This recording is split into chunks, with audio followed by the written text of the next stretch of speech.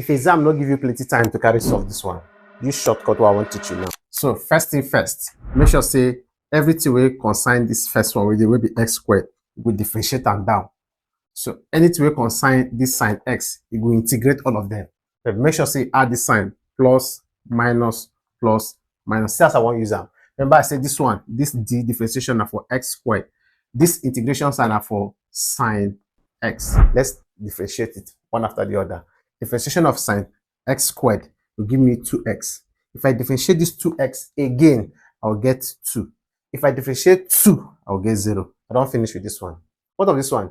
If I integrate sine s, I'll get minus cos x. If I integrate minus cos s, I'll get minus sine x. If I integrate this minus sine s, I will just get cos x.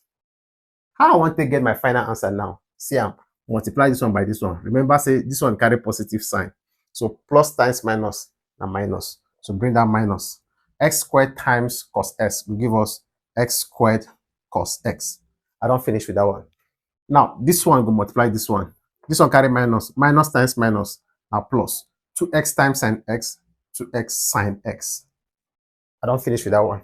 Cross with this one. Plus 2 times cos x will be plus 2 cos x.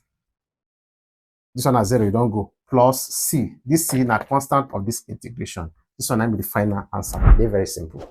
Let me break them down like this. Shortcuts now carry one. If this one sweet you, share this video, make everybody see. So if I make you come back on help, it will help you for exams. Like make you come back and see my video. If you never hit subscribe button, hit the subscribe button. Turn on that bell icon so that when I upload new video, you will receive notification. I will see you on the next one. Peace.